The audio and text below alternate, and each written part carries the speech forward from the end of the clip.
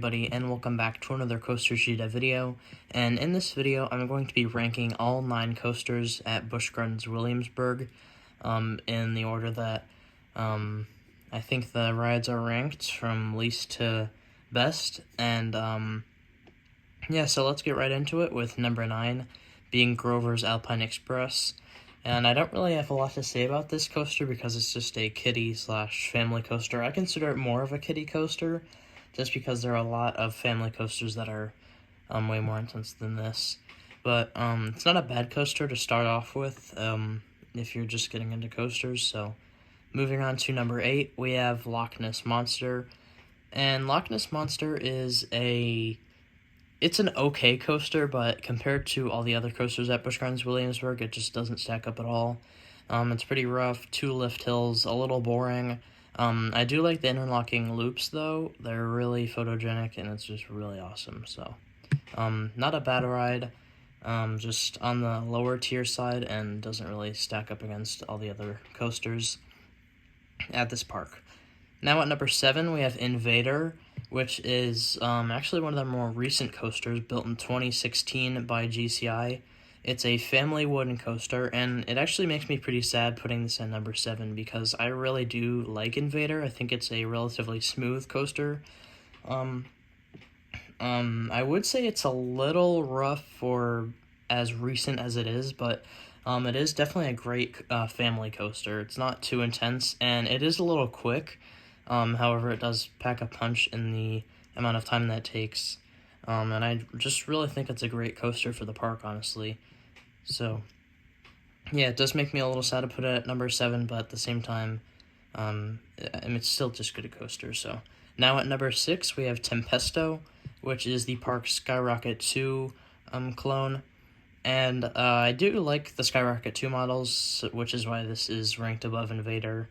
I love the paint job on this coaster, and it's funny that I'm talking about the paint job on it because, I mean, everything else is just, it's a clone, but I do like it. Good airtime, good hang time. Another launch coaster at Busch Gardens Williamsburg, so good coaster.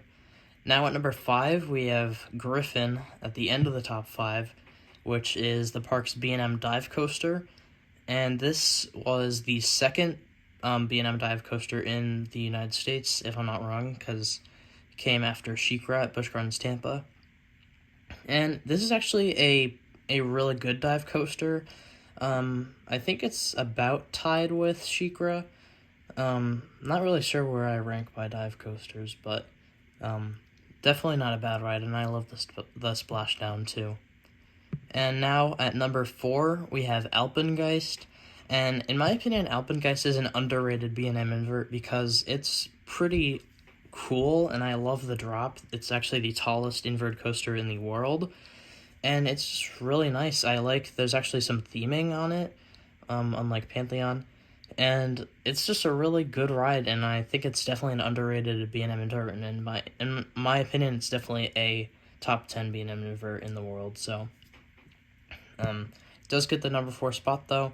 And now at number 3, this might be a little controversial, but we have Bolton. And yes, Bolton is a family coaster, and it's built by Zier, which is a very, underutilized coaster manufacturer.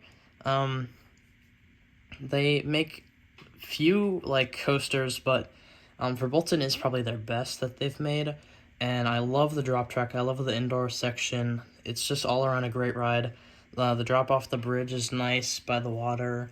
The launches are actually pretty forceful. It's just an all-around great ride. Plus, it's a family coaster, so everyone can ride it, basically. And I know it gets a lot of love, but putting it in the 3rd place might be a little controversial, but I just think it's such a good ride.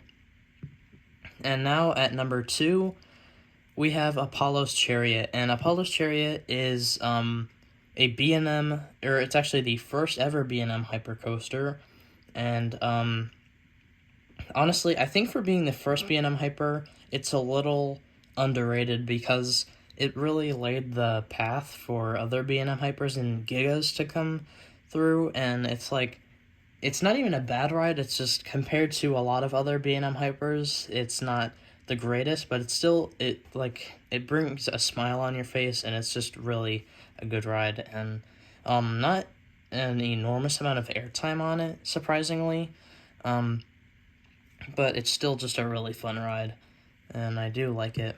And now at number 1, this shouldn't come as too much of a surprise, but we have Pantheon. And in my opinion, again, it's such an underrated ride. In my opinion, it has a better layout than Velocicoaster. However, I do rank Velocicoaster above Pantheon due to the theming. Pantheon has no theming at all, and it's really underwhelming. I'm hoping they'll add some theming. And I know the coaster will look better when trees and foliage start to grow in, because it is a brand new coaster. But besides the theming, it is a phenomenal ride. It blew me away. I did not expect it to be that good.